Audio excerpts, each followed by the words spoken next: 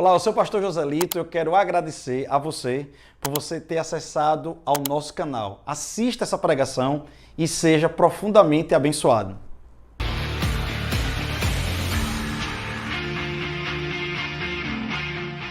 E o nome desse encontro é Lázaro, o encontro da redenção. E eu quero ler com vocês apenas o capítulo 11 de João, uma parte do capítulo 11 de João. Não vamos mais para nenhuma parte da Bíblia. E nós vamos focar nesses versículos e vamos conhecer mais um pouco sobre o nosso mestre, né? E efetivamente eu, particularmente, tenho tido um encontro com Jesus nesses últimos dias. Talvez pela maturidade, talvez pela segunda filha, né? Uma outra menina, né, chega, né? E acaba ficando mais doce, né? Parece que o homem ele vai ficando mais doce com a chegada, pelo menos, de duas meninas dentro de casa, e tem que, né? E nós ficamos mais sensíveis e talvez são momentos propícios para a gente poder entendendo mais quem é Deus, né? Através da figura de Jesus Cristo. Em João capítulo 11, versículo 1, está escrito assim: estava enfermo Lázaro, de Betânia. Betânia quer dizer terra de Ananias. Hoje essa região, Betânia, eu vou trazer uma tradução livre da minha parte, seria terra de Lázaro, né? Ou Lazorândia, não sei. Não sei, mas de fato é a terra de Lázaro, né? Se alguém tiver a oportunidade em Jerusalém e lá naquela região, na verdade Betânia fica antes de Jerusalém. É tanto que quando Jesus ia para as festas em Jerusalém, ele preferia ficar em Betânia, pela amizade que ele tinha com a família de Lázaro. E nós vamos trabalhar um pouquinho sobre essa família, né? E o porquê Jesus se sentia à vontade na casa de Lázaro. Então ele ficava lá perto, né, em Betânia. E Betânia mudou de nome por causa desse encontro da família e da casa que ele frequentava lá. Diz que lá tem uma casa, a única remanescente, que data-se de 2000 anos. E eles dizem que essa única casa é a casa da família de Lázaro. Então tem condição de ser visitada essa casa que Jesus amava ficar ainda nos dias de hoje. Que bênção, não é isso? E aí está Maria, cujo irmão Lázaro estava enfermo. Era a mesma que ungiu com bálsamo o Senhor e lhe enxugou os pés com os seus cabelos. Mandaram, pois, as irmãs de Lázaro dizer a Jesus: Senhor, está enfermo aquele a quem amas. Ao receber a notícia, disse Jesus: esta enfermidade não é para a morte, e sim para a glória de Deus, a fim de que o Filho de Deus seja por ela glorificado. Vamos dar uma pausa aqui e vamos trabalhar um pouquinho essa parte. Queridos, quando a gente olha essa definição que a Bíblia está dizendo, olha, aquela que Jesus, que ungiu os pés de Jesus, e depois as irmãs de Lázaro, também são as mesmas mulheres que Jesus vai também na casa. E Marta, né? Você está ansiosa e preocupada porque você está se preocupando agora com as panelas. Faça como Maria, você deveria estar aos meus pés, preferindo essa melhor parte nesse momento. Há tempo para tudo. Então são as mesmas mulheres também. Então a gente vê que a Bíblia trata muito sobre essa família, né? De alguma forma, os evangelistas, né, que escreveram os evangelhos, eles disseram: nós precisamos falar muito mais sobre esses momentos que Jesus teve na casa, ou na região, e com a família de Lázaro. E agora, Maria chega para ele e diz assim, uma das irmãs de Jesus chega para ele e diz assim: olha, aquele que você ama. Vocês estão comigo? Aquele que você ama. Sabe, amados, eu começo a despertar aqui com uma coisa muito interessante. Se eu olhar para Marta, e daqui a pouco ele vai falar, e nós vamos passar por isso. Se eu olhar para Marta, ele vai dizer que depois ele ama os três. Na passagem nós vamos ler isso.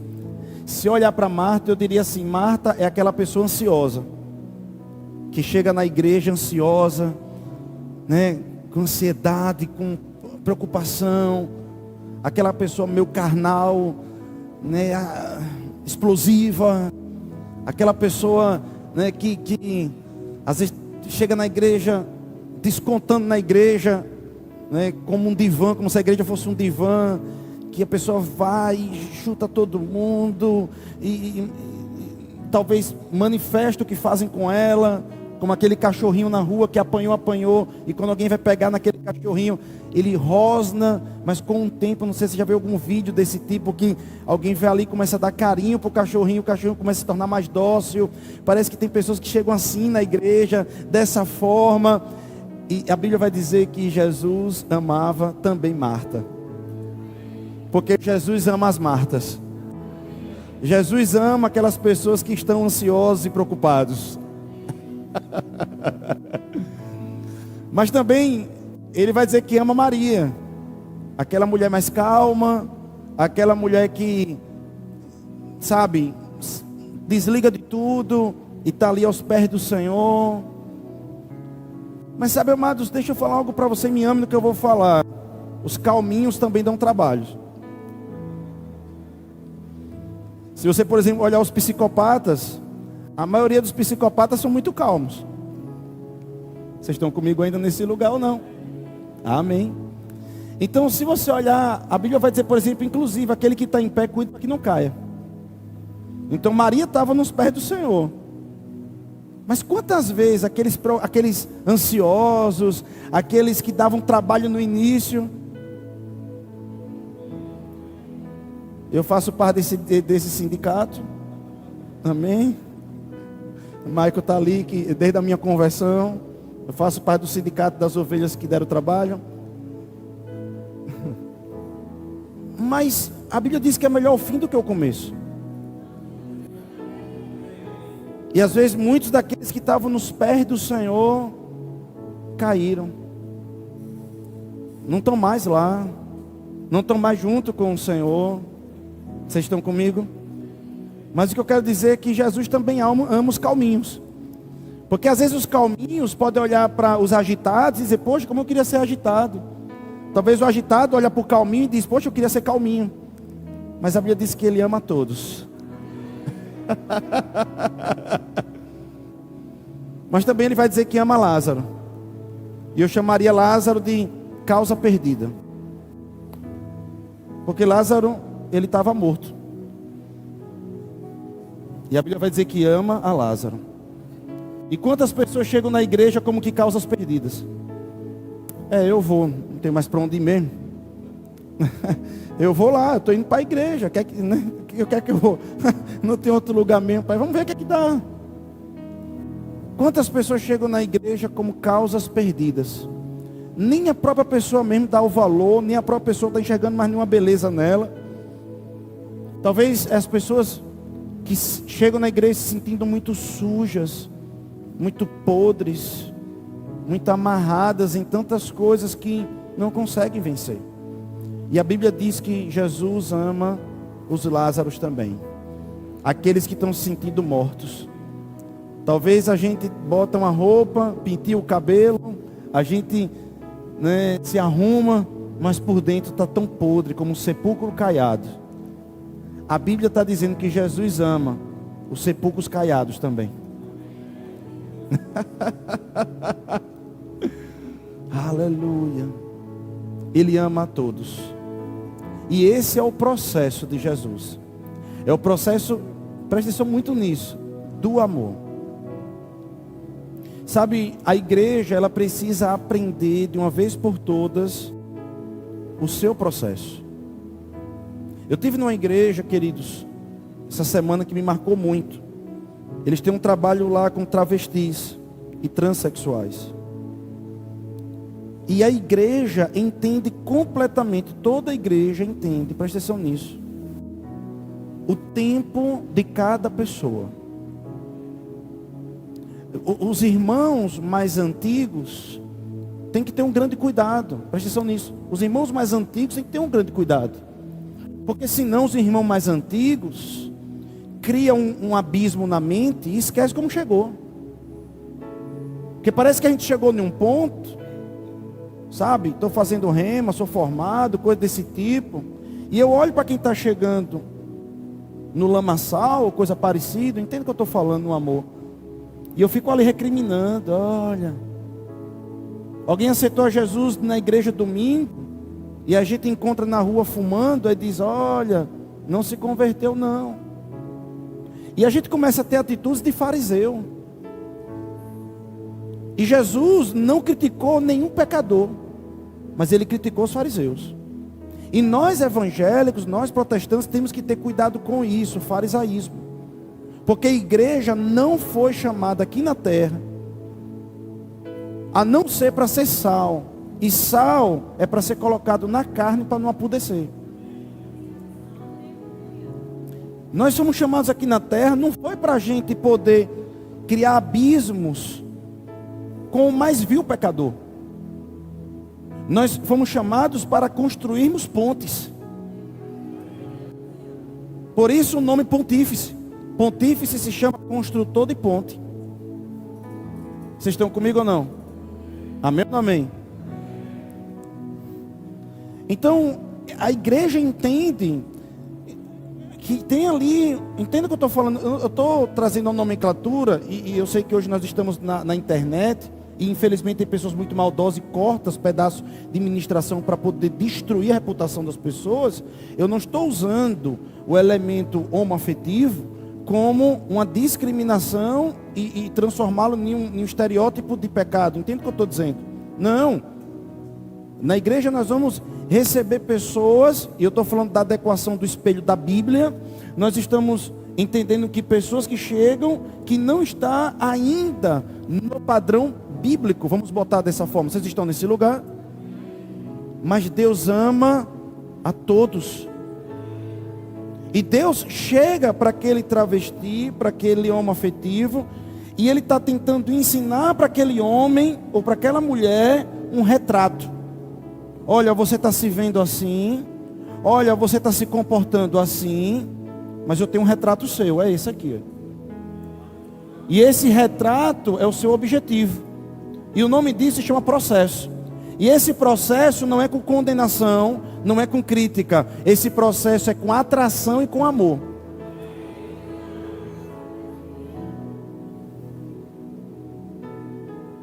Porque senão a gente vai começar a tratar na igreja pecados diferentes. Pecados de forma diferente. Porque, querido, tem pessoas aqui que estão há 20 anos na igreja. E eu acredito que você ainda está lidando com o pecado. Ou não é? Eu estou lidando com o pecado. Existem coisas que às vezes minha carne quer fazer. Eu digo, epa, calma aí. Vocês estão comigo ou não? A menos que alguém tenha uma asa de anjo nas costas, né? Ou já esteja pronto para ser arrebatado igual Enoque, né? Meu amado. Mas nós estamos lidando, nós estamos numa carne velha. Se a gente vacilar, ela cresce. Então, amados, Jesus ele estabelece um processo, o processo do amor. E ele vai nos atraindo pelo amor. Ele vai nos atraindo pelo amor. Para no meio do amor tratar com a sua verdade. Mas a sua verdade ela não é ríspida, não é ignorante, não é condenatória, não é taxativa. Jesus nunca vai taxar aquele que está no pecado pelo que ele está fazendo, mas pelo que ele é. Quando uma pessoa, por exemplo, um cristão, um exemplo, e me ame no que eu estou falando, ele adultera. Eu não estou falando daqueles que decaíram da graça. É um outro caso, não dá tempo de falar sobre isso aqui agora. Mas quando um cristão, ele adultera, ele peca ali, naturalmente falando, ou espiritualmente falando, ele não é um adúltero.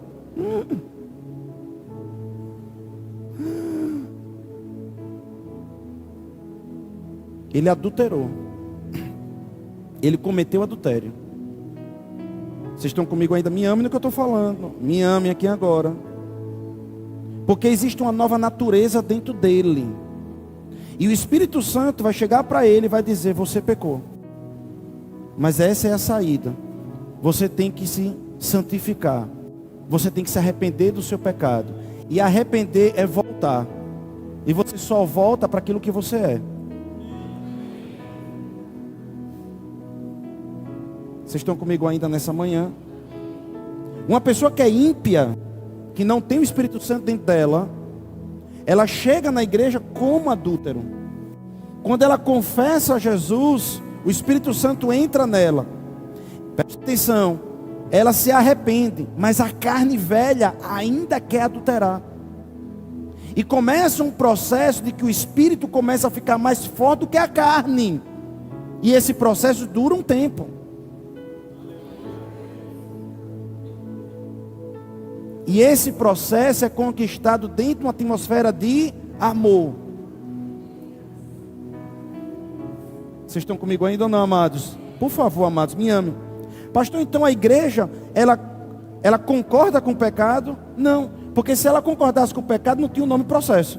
Se tem o nome processo, é que temos um alvo. E o alvo não é o pecado, mas é sair do pecado. Mas eu não saio do pecado dizendo que você é o que você não é. Eu vou chegar para um homem que acabou de cometer adultério e dizer para ele: você não é isso. Deus não te fez assim. Você está para perder sua família. Você tem que se alertar. Não faça isso, volte para a sua essência. Deus não te levantou dessa forma, se arrependa. Seja mergulhado no amor de Deus, se encha do amor de Deus. E Deus, Ele vai te revelar a sua identidade. Você é fiel, você é um homem que ama a sua família. Você foi chamado para estar junto com a sua esposa. Vocês entendem o que eu estou dizendo? Você mostra quem Ele é. Estávamos ontem reunidos aqui como supervisores, e eu dizendo para eles: olha, às vezes a gente chega para as pessoas e diz assim: tenha força de vontade para sair disso. Imagine um adolescente viciado em pornografia, e eu digo para esse adolescente: tenha força de vontade para sair da pornografia. Vocês estão comigo ainda? Vamos lá. A força, segundo essa frase, vem da vontade. Qual é a vontade do adolescente? De novo, vamos comigo, vamos lá. Eu sei que é de manhã, está dizendo tomou café, vamos lá. Se eu digo, tem a força de vontade, a força está vindo da onde? Da vontade. Qual é a vontade dele? Então a força não vem da vontade. A força vem da graça. E não é pelas nossas obras, mas é o quanto a gente se mergulha na graça do Senhor. Quanto mais a gente conhece Jesus, quanto mais a gente conhece quem Ele é, a sua beleza, a sua presença, a gente fica, entenda, me ame, viciados na manifestação de Cristo na nossa vida. Oh, aleluia! Vocês estão comigo? E Jesus entendia o seu próprio processo. E ao ponto que, quando as pessoas tentavam tocar no coração dele, porque conhecia, presta atenção, amados, me entenda. Porque essa mulher chega para Jesus e diz assim: Jesus, aquele que o Senhor ama. É um argumento de petição isso. É porque essa mulher já hospedou Jesus várias vezes. E sabia o que ativava Jesus. Imagina alguém que me hospede várias vezes. Essa pessoa começa a entender: rapaz, o pastor Joselito gosta disso, ele gosta daquilo, ele gosta daquilo outro. E aí alguém queira a minha presença e diz: ó, pastorzão, vai ter isso lá em casa hoje. Aquilo motiva as minhas entranhas a querer estar naquele lugar. Vocês estão comigo? É uma isca, é um gatilho que a pessoa está usando. Venha, rapaz, né? A gente vai ter aquilo que o senhor gosta. Quando aquela mulher foi até Jesus, ela usou a linguagem que mexe com Jesus, para tirar Jesus de uma rota. Jesus estava numa rota. Ele não queria ir para Betânia ali. Ele ia para outro lugar. E aí essa mulher tenta convencer ele dizendo: olha, quem está enfermo é aquela pessoa que o Senhor ama. Diga, ele me atraiu pelo seu amor. Sabe o que isso quer dizer? Que você pode chegar na presença do seu pai e dizer: aqui é Joselito, aquele que o Senhor ama. Vocês entenderam isso não? Oh, aleluia. Paizão, aqui é se diga seu nome. Paizão, aqui ó, é Joselito, aquele que o Senhor ama. Paizão, eu estou precisando de uma ajuda. Aleluia.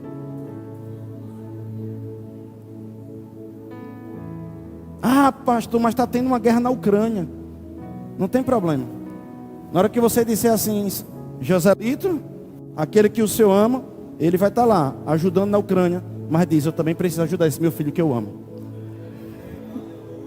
Vocês entendem isso? Esse é o amor de Deus. É o amor tão grande de Deus que o sol ficaria parecendo um nada dentro do amor de Deus. Quem falou isso foi Spurgeon. Escute isso.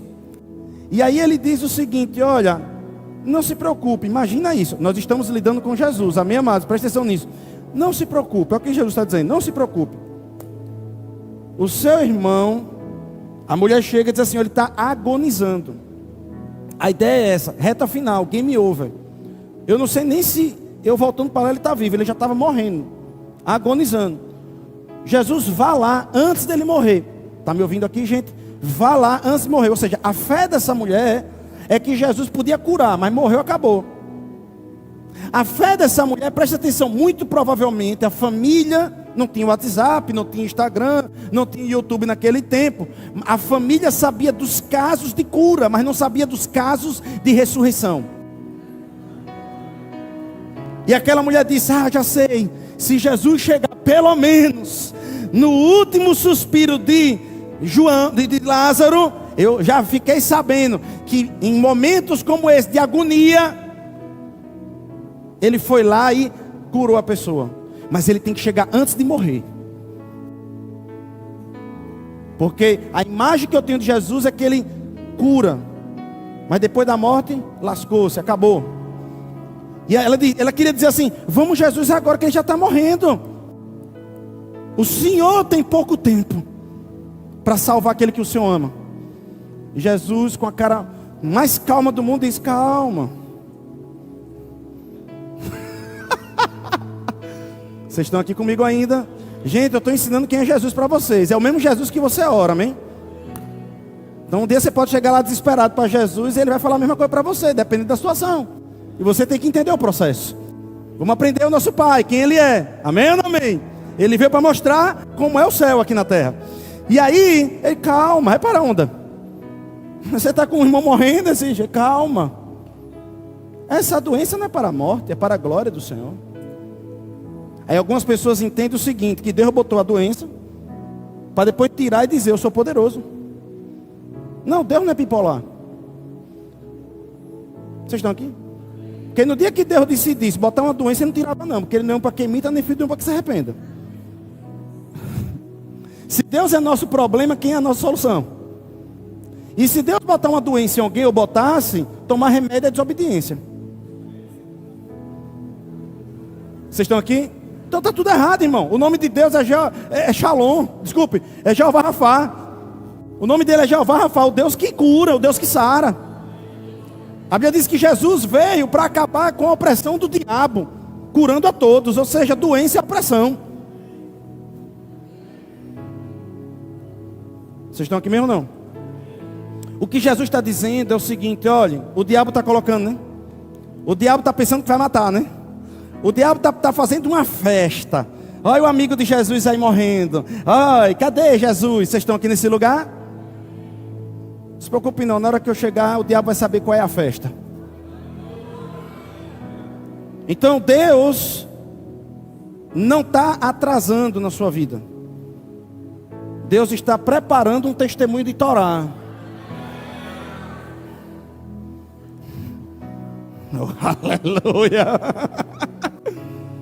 Às vezes eu fico só vendo o diabo. Tame.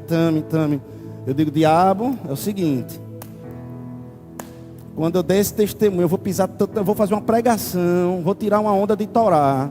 E várias vezes alguém já me viu aqui subindo no altar, nesses 7 anos aqui, dizendo: olha, hoje eu estou subindo no altar com raiva do diabo. E hoje a gente vai celebrar nesse lugar. Um dia eu me lembro que eu subi, aí o Rodrigo estava tocando, o Rodrigo estava chegando na igreja, eu digo: louvor. Aí Rodrigo, quem lembra dessa cena? Essa cena foi ícone, o pessoal lembra até hoje, né? Aí eu disse: louvor. Aí Rodrigo lá adorando, eu disse: não, meu filho, louvor. Aí eu não sei quem estava na bateria, eu peguei as baquetas, comecei a bater, quebrei as baquetas, eu disse: é louvor, é festa hoje, porque hoje eu vou pisar na cabeça do cão nesse lugar. Irmão, tem dias que a gente só está aguardando, né? É igual o pessoal do Palmeiras, esperando um dia ser campeão mundial, fica ali. Meu Deus, imagina no dia que for campeão mundial, meu irmão. Acho que tem gente que o espírito vai sair no grito e vai voltar. Vocês estão aqui, amado? É uma vontade de ser flamenguista, mas deixa pra lá. Se bem que eu me lasquei, eu estava no Rio de Janeiro, no Galeão. O Flamengo tinha acabado de perder do Fluminense, eu lá no Galeão, cheguei, fiquei quietinho. Sou amiguista entrando no avião, tudo quieto assim. Disse, rapaz, eu bem no Rio de Janeiro, pensei em tirar uma onda aqui. Quero pegar a torcida do Flamengo, é que... Você vai ver o que eu quero fazer, mas deixa pra lá. O diabo roubou essa de mim, mas eu vou tomar de volta. Ora, amava Jesus a Marta e a sua irmã e a Lázaro. Olha como Deus enfatiza agora esse versículo. Ora, amava Jesus a Marta, sua irmã e a Lázaro. Quando, pois, soube que Lázaro estava doente ainda, demorou 2 dias onde estava. Depois disse aos seus discípulos, vamos outra vez para a Judeia. Disseram-lhe os discípulos, mestre, ainda agora os judeus procuravam apedrejar-te e voltar para lá. Respondeu Jesus, não são 12 as horas do dia? Se alguém anda de dia, não tropeça, porque vê a luz deste mundo. Mas se andar de noite, tropeça, porque nele não há luz. Isto dizia, e depois lhe acrescentou, nosso amigo Lázaro morreu. Não chegou a notícia, pela palavra de conhecimento, dom do Espírito Santo, o próprio Espírito Santo disse para ele, morreu. Vocês estão aqui comigo? Essa expressão, não é luz do dia e tudo mais, parece estranho, né? A gente está vendo Jesus sendo alertado pelos apóstolos, dizendo, ei, nós acabamos de sair de lá, daquela região. E nós vimos que eles quase nos apedrejaram. O Senhor vai voltar para lá. Imagine, veja, Lázaro estava agonizando. Jesus disse, eu vou ficar mais 2 dias aqui. Imagine a irmã de Jesus voltando, né? Rapaz. Aí chega em casa, aí alguém diz, morreu. Tentei chamar Jesus, mas Jesus não veio. Quantas vezes a gente pode ter esse sentido assim? Orei, e parece que Deus não veio. Como é que deve ter sentido Daniel quando pediu a primeira vez para a bênção chegar e não chegou? E foi revelado algumas coisas que estavam acontecendo no reino espiritual. Muitas vezes a gente se sente frustrado nas nossas orações. Vocês estão aqui mesmo? Aleluia. Parece que está demorando. E Jesus só está descansando ali. Diz, não, vamos esperar mais um pouco. Eu acho que os discípulos estão esperando mais o quê? Aí tem uma hora que Jesus se levanta e diz, Lázaro morreu. Vamos voltar para lá. E o discípulo diz, mas ele morreu. A gente vai o quê? Para o enterro? A gente vai enterrar ele? Para ser apedrejado? Não vale a pena. Aí Jesus entra com essa história. É luz do dia e tal, tem que andar de dia, não de noite. Sabe o que Jesus está querendo dizer? Essa expressão é, Deus tem sua agenda. E Deus marcou hoje, para a gente poder ir lá, para resolver essa parada. Quando Ele está dizendo, nós temos que andar na luz do dia, Ele está dizendo o seguinte, veja as coisas, não com a ótica que o mundo quer mostrar, porque o mundo é escuridão. Olhe as coisas e as oportunidades pela claridade do espiritual. Nós estamos tendo uma oportunidade. Nós estamos tendo algo claro que vale a pena correr o risco. Deixa eu te dizer uma coisa. Talvez, meu irmão, você está ouvindo alguém dizendo assim, olha, aquele lugar não presta. Olha, aquela pessoa não presta. Olha, aquilo dali é lugar de morte. Mas Deus está dizendo, eu quero que você vá lá. Eu quero que você vá lá. Aí alguém só está enxergando pela escuridão do que está vendo. Mas você está enxergando pela claridade do que Deus está lhe mostrando. E Deus está dizendo, vá, é agora, é sua hora, é a minha hora, vá lá, você vai fazer acontecer.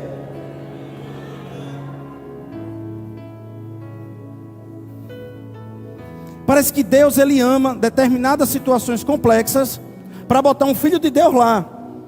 Muitas vezes o filho de Deus fica se lamentando, porque o Senhor me botou aqui, porque eu estou nesse lugar, porque eu estou aqui nessa situação, e Deus está dizendo, Ele não está enxergando que ninguém quis ir, que ninguém viu isso, que ninguém deu valor a isso, mas eu estou colocando ele, porque na hora que ele triunfar, todo mundo vai dizer que só pode ter sido eu.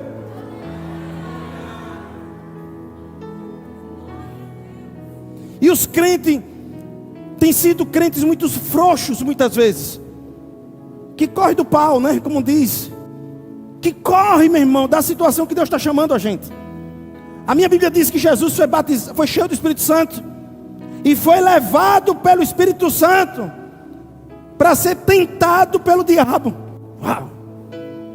Só que a palavra tentado, não dá tempo de explicar tudo, mas a palavra tentado é ser mostrado para o diabo, como que uma arma que foi preparada, e é colocado no stand de tiro para dizer, olha, vamos mostrar para as pessoas, vamos provar para as pessoas e para o inferno que você é minha arma preparada.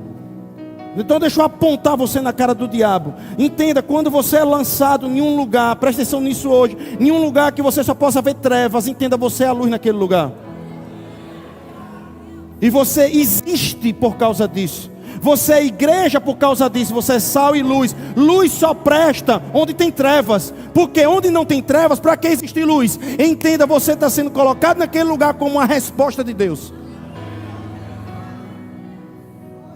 Eles, vamos lá, vamos resolver essa parada.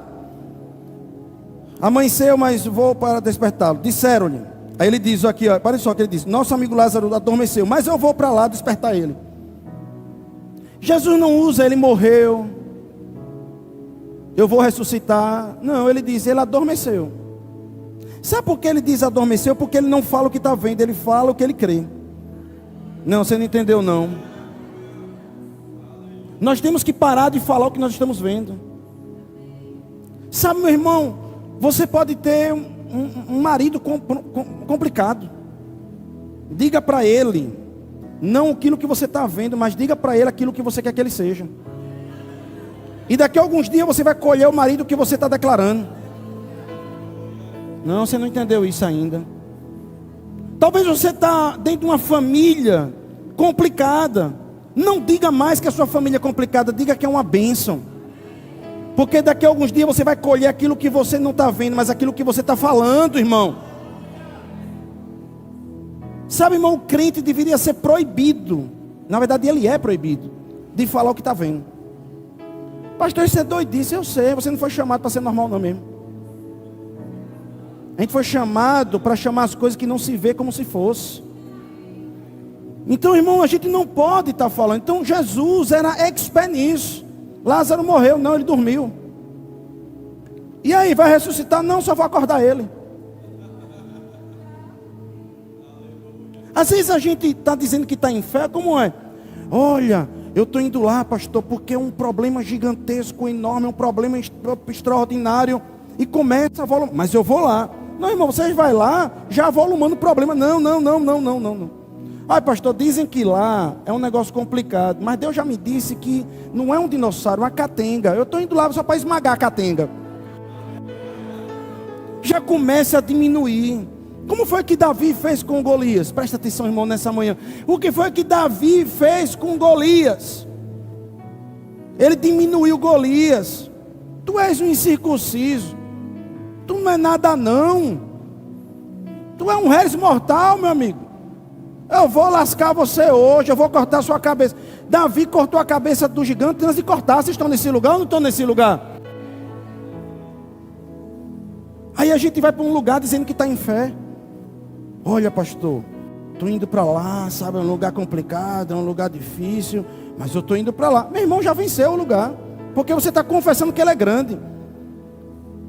As pessoas diziam que Itabaiana era um cemitério de pastores. Eu disse, pois, eu declaro que ali vai ser o Jeová Robote, o Deus que abre espaço para eu poder prosperar. Quem estava comigo no início sabe que eu falava isso. Eu confessava só isso. E quando eu falo sobre isso, eu digo, diziam que aqui é. Mas eu não dizia. Quem diziam, eu não dizia. Jesus, ele humilhava as circunstâncias. Jesus, ele diminuía as circunstâncias. Oi, Satanás, você está tentando usar a minha família contra mim. Mas deixa eu lhe dizer uma coisa, a minha família é uma bênção. Pastor, o senhor não sabe. A minha tia, pense, vai ser um caixão para ela e outro para a língua dela. Oi, Satanás, a minha tia, ela vai ser uma evangelista. A língua dela vai ser usada só para pregar Jesus e falar da igreja. Vocês estão nesse lugar? Sabe, amados, deixa eu falar algo para você. Nós criamos uma expectativa numa oferta que nós levantamos aqui. Nós cremos, irmão, nessa oferta. Presta atenção no que eu estou dizendo. Nós precisamos ontem começar a construção do Verbo Café. Está pequeno já, a gente precisa modernizar, precisa finalizar o negócio da igreja de criança. Precisa comprar um bocado de equipamento aqui para finalizar aqui algumas situações. Queimou a televisão, a gente precisa comprar outra ali para colocar ali. Nós percebemos que se todos os irmãos dessem R$100, nós temos resolvido. Nós temos hoje cerca de 450 irmãos fixos na igreja, que se revezam entre os cultos. Se todo mundo desse R$100, talvez um irmão que desse 1.000 cobria o outro, mas nós chegamos a 18.000. Como foi que nós subimos no altar? Queremos agradecer a generosidade dos irmãos. Pastor Marcelo subiu, porque vocês são generosos. Vocês são a bênção. Vocês são pessoas desprendidas e sabe, vocês são doadoras. Ei, talvez hoje tem muitos irmãos que não são assim, mas daqui a alguns dias nós vamos colher uma igreja generosa. Ei, eu não vou falar o que eu estou vendo da igreja hoje, eu vou falar aquilo que eu quero colher daqui a alguns dias. E a nossa igreja vai chegar lá, aonde nós estamos almejando. Aprenda isso, irmão. Eu não vou falar nesse altar aquilo que nós estamos vendo. Nós vamos falar nesse altar aquilo que nós estamos crendo.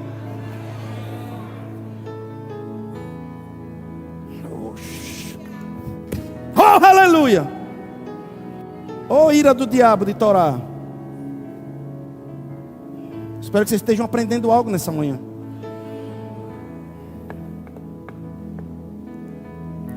Ok. Ele está dormindo, pronto. Ok. Mas eles disseram-lhe, pois, os discípulos: Senhor, se dorme, está salvo então. Jesus, porém, falara com respeito à morte de Lázaro. Mas eles supunham que ele tivesse falado do repouso do sono. Está vendo aí? Jesus falou numa certeza tão grande, está dormindo. Então a gente vai lá para acordar ele? Os discípulos, para que viagem, velho. Então Jesus lhe disse claramente: Lázaro morreu. E por vossa causa me alegro de que lá não estivesse. Olha que onda de Torá, velho. Ele disse: olha, eu estou alegre porque Lázaro morreu e eu não estava lá. Porque se eu estivesse lá, entendo o que Jesus está dizendo, eu ia ser tentado a curar ele. É o que ele está dizendo aqui. Então eu estou alegre porque eu não estava lá, eu consegui me segurar. Você não está entendendo isso? Jesus está, eu estou alegre porque eu fiquei aqui 2 dias, esperando chegar no momento certo do testemunho. Sabe por quê? Porque você tem um Deus que está se coçando para vir ajudar. Mas, meu amigo, quando ele vier, ele vai vir de balaio, descendo com força. Oh, aleluia! Jesus só está dando graça para você, dizendo: segure mais um pouco, segure mais um pouco, segure mais um pouco, porque daqui a pouco você vai ver o tamanho do testemunho. Oh, aleluia! Oh, meu Deus, esse aqui é nosso Deus, amém? Para que possais crer, mas vamos ter com ele. Então Tomé, chamado Dídimo, disse aos discípulos: vamos também nós para morrermos com ele. Aqui onda de Torá.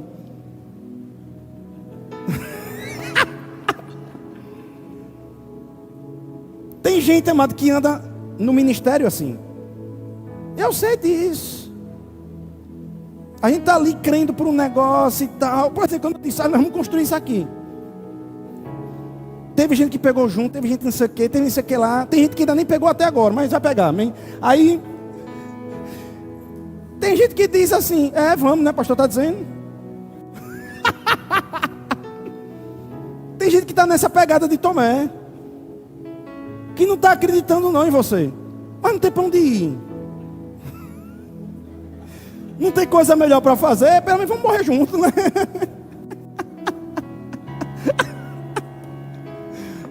aleluia. Oh, glória.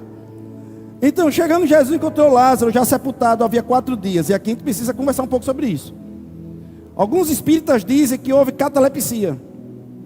Catalepsia é um estado que a pessoa está dado como morto, não está morto. Os espíritas dizem isso. Os espíritas não acreditam na ressurreição. Por isso não são cristãos. Os espíritas fazem caridade de Torá, mais do que muitos crentes. Os espíritas são cultos, extraordinários. Os espíritas são educados, extraordinário. Tem um caráter de Torá, maravilhosos, mas não são cristãos. Porque para ser cristão tem que crer na morte e ressurreição de Cristo. Eles não acreditam na morte e ressurreição de Cristo, acabou-se. Se Jesus não morreu e ressuscitou, ou Jesus era um louco ou um mentiroso. Porque 70% da sua pregação ele dizia, vou morrer e ressuscitar. Então se você diz que Jesus não morreu e ressuscitou, você está dizendo que ele era um louco ou um mentiroso. Morreu aqui? Vocês estão aqui? E ele já estava 4 dias morto, selado. Porque além de botar a pedra, selava. Oh, Jesus, me ajude. Então se Lázaro não tivesse morto, ele morria lá dentro. Vocês estão aqui? E na hora que Lázaro vai abrir, ele já fede. Por que fede? Os fluidos corpóreos saíram. E já estava apodrecido os fluidos corpóreos. Oh, aleluia, vocês estão nesse lugar ainda? Oh, aleluia. Então diz o seguinte. Ora, Betânia estava a cerca de 15 estados perto de Jerusalém. Muitos dentre os judeus tinham vindo ter com Marta e Maria para os consolar e respeito do seu irmão. Marta, quando soube que vinha Jesus, saiu ao seu encontro. Maria, porém, ficou sentada em casa. Disse, pois, Marta a Jesus, Senhor, se estiveras aqui, não teria morrido meu irmão. Agora, olha que interessante, presta atenção nesse comportamento aqui. Maria, olha que coisa linda, que estava aos pés do Senhor, soube que Jesus estava chegando. É, Aldo, isso mesmo. E disse, Jesus está chegando. Ela,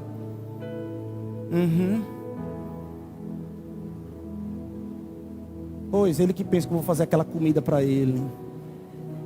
Eu estou falando a verdade, se deu essa ênfase aqui é por causa disso mesmo, acredito que eu estou lhe falando. Mas Marta, a ansiosa e a preocupada, agora deu um show em Maria. É o mestre que está chegando, eu vou honrar a chegada dele. Ah, o pastor não me atendeu não. Pois eu passar por ele, não vou nem falar, porque ele vai saber como é. Tudo bem, pastor? Vocês estão aqui nesse lugar. Amém ou não amém? Olha que coisa interessante. Às vezes a gente taxa uma pessoa por um comportamento. Quantas vezes nós somos selados como um boi no curral, que bota ali um ferro e diz, aqui é ansioso e preocupado. Mas essa ansiosa e preocupada agora deu um show de honra. Ei, meu irmãozão, deixa eu falar para você uma coisa. Se você está hoje nesse lugar, Deus tem um processo maravilhoso na sua vida. Deixe Ele trabalhar na sua vida. Seja envolvido pelo amor dEle. Deixe Ele mostrar o seu verdadeiro retrato, quem você é nele. E vá se enchendo, porque os seus últimos dias não chegaram. Se o diabo está pensando que está botando alguma coisa agora, é só uma vírgula. Porque o ponto final só quem pode dar é Ele, amém, amado? E aí, diz o seguinte, mas também sei que, mesmo agora, tudo quanto pedides a Deus, Deus te concederá. Declarou Jesus, teu irmão há de ressurgir. Eu sei, replicou Marta, que ele há de ressurgir, na ressurreição dos últimos dias. Disse Jesus, eu sou a ressurreição e a vida. A ressurreição e a vida já está aqui. A ressurreição dos últimos dias já está aqui.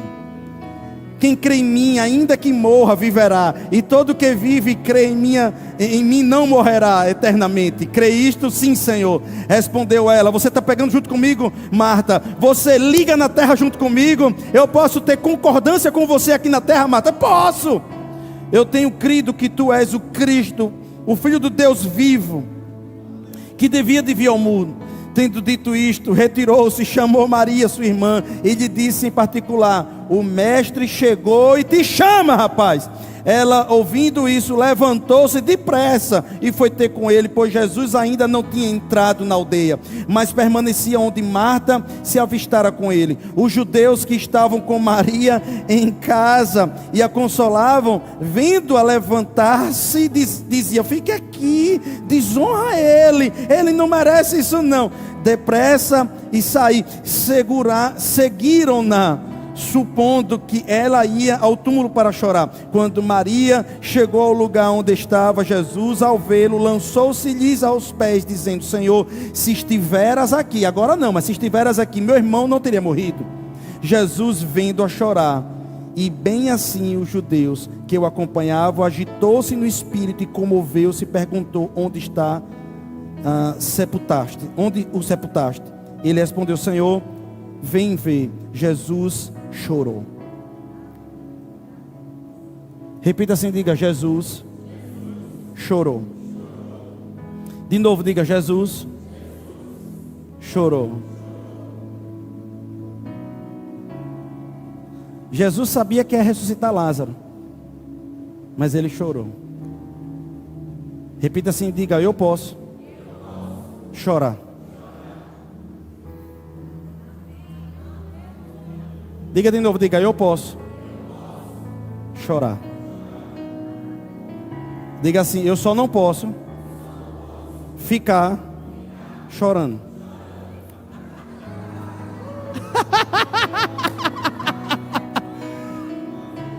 Ei, irmão, presta atenção nisso, por favor.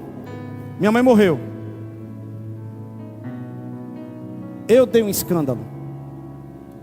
Eu nunca imaginei que eu ia ter um ataque de pelanca na minha vida. Eu tive. Eu chorava. Eu parecia aquele povo que quando alguém morre diz: me jogue lá dentro, eu quero ser jogado lá. Foi verdade isso. Eu chorei muito, velho. Eu não sei quem estava lá, porque eu estava com os olhos tão inchados. Alguém que deve ter me visto nessa situação viu lá. Eu gritava, eu chorava. Eu chorei tudo que eu podia chorar. E eu aprendi o luto ali. Eu aprendi como é que você vive o luto ali. Chorei tudo, botei tudo para fora. Até um dia que Jesus disse: pronto, chegou a hora de se levantar, não foi, não é? Eu disse: é.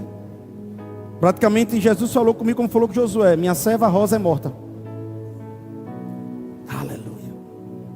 E amados, eu comecei a pensar na minha mãe. Se ela tivesse viva, o que ela faria? E quando, por exemplo, eu olho para a nossa ONG, eu percebo que a minha parte da minha mãe está ali na ONG. O DNA da minha mãe que foi passado, porque ela ajudava muita gente. Minha mãe ajudava muita gente. Ajudava meu bairro inteiro. A gente tinha um armazém. Eu acho que metade do armazém minha mãe dava para o povo. Escondido do meu pai muitas vezes. Vocês estão aqui ainda ou não? E eu decidi que o legado da minha mãe de ajudar o próximo eu fazia no meu ministério. Não sei se vocês estão aqui ainda. Querido, tem um momento que a gente chora, mas tem um momento que a gente tem que se levantar e honrar a memória daqueles que nós estamos chorando. Jesus chorou. Jesus chorou, ele teve a oportunidade de chorar. Pastor, por que ele chorou? Talvez ele ficou sabendo como morreu, sofreu. Não sei. Mas ele chorou, mostrou compaixão. Ele sentiu a dor de Lázaro. Mas ele enxugou as lágrimas. E disse: pronto. Tá bom, alma. Aliviou. Ok. Fé. Agora vamos resolver essa parada. Queridão, grupo de louvor pode vir. Deixa eu dizer algo para você. Eu não sei se você está no dia do choro. E se você estiver hoje chorando algo, não tem problema. Você não tem menos fé ou mais fé por causa disso. A questão é que você tem um Jesus que chorou, mas teve um Jesus que se lembrou quem ele era. Ele não ficou depressivo. Entende o que eu estou falando? Né? Mas ele disse: eu tenho que me levantar e eu tenho que ir lá resolver isso. Ele disse: abra. Ele disse: abra aí. Só que na hora que ele vai dizer abra aí, eles ficaram criticando, dizendo: gente, para que ele está chorando agora? Por que ele está chorando agora? Porque ele não veio antes aqui. Então todo mundo sabia que Jesus curava, mas que ele não sabia que ele ressuscitava. Sabe qual é a lição que eu tenho? E eu peço que você entenda isso. Não importa a hora que Jesus chega. Eu vou falar de novo. Talvez você, que ele está aqui nessa igreja hoje, dizendo: se eu soubesse dessa palavra, se eu soubesse dessa pregação antes, os meus filhos, se eu soubesse antes dessa pregação, meu casamento. Você está dizendo que Jesus não pode ressuscitar. Mas eu quero dizer para você, não importa o estágio que esteja hoje, seus filhos, seus negócios, sua alma, as feridas dentro de você, não importa. O que importa é que Jesus chegou. Se Jesus chegou, deixa Ele começar a trabalhar em você. Deixa eu falar de novo. O trabalho começa em você. Você vai ganhar a maior parte dessas coisas sem falar nada. Só as pessoas vendo Cristo em você. Só as pessoas vendo em você. Só a unção na sua vida vai despedaçar julgos ao seu redor. As pessoas vão começar a dizer: poxa, sabe, sei lá, eu queria abrir meu coração para você. Quantas pessoas chegam para mim e dizem assim: eu nunca abri isso para ninguém, mas eu sinto a vontade de falar isso com você, porque você carrega algo para liberar sobre essa pessoa. As pessoas que estão ao seu redor serão atraídas, não pelo seu muito falar, mas por causa do Cristo que entrou no seu barco. E ele diz: sai para fora, Lázaro. Sai para fora, Lázaro. Eu imagino Lázaro, e é verdade isso, é o que eu imagino. Você já deve ter ouvido falar sobre isso. Eu imagino Lázaro, o Daniel, da cova dos leões. Ei, Daniel, cara, lembra quando você profetizou que Jesus um dia viria? E você profetizou das 70 semanas. O relógio começou a rodar de novo. Ei, rapaz, eu vi Jesus. E eu imagino agora entrando aquela voz dentro lá do Hades, lá dentro do paraíso, dizendo: Lázaro, sai para fora. Daniel, cara, Davi, ei, Esther, né? O mestre está me chamando. Valeu. E o espírito de Lázaro vem, entra no corpo dele, ele toma forma e ele sai daquele buraco, daquela caverna, pegando aquelas amarras, tirando dele aquelas amarras, os fluidos corpóreos entrando nele, e ele saindo, e o fedor saindo dele. Deus está lhe dizendo nesta manhã: saia da caverna, saia da caverna, saia da caverna. Tire os sonhos da caverna, tire, sabe, tudo que o diabo tentou colocar lá na caverna, tire tudo. Deixa o fedor sair, deixa a vida entrar. Comece a acreditar em Jesus de novo. Comece a acreditar que tem condição, que pode. Só que não faça mais do seu jeito, faça do jeito de Jesus a partir de agora. Aleluia. E o nome disso é redenção. É quando Deus coloca a gente na nossa mentalidade de volta. Ele redime. Ele traz a gente para o caminho de volta.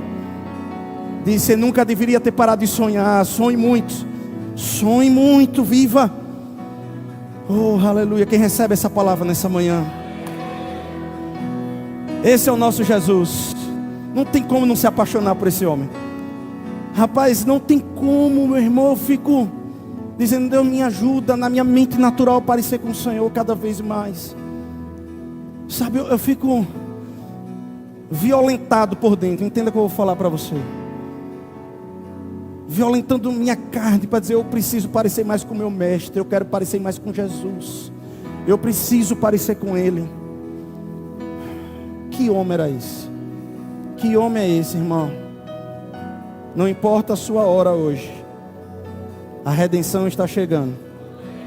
Tudo está entrando no eixo. Tenha paciência, tenha calma. Deixe Jesus trabalhar. Ele está trabalhando. Aquieta a sua alma. Deixa Ele trabalhar.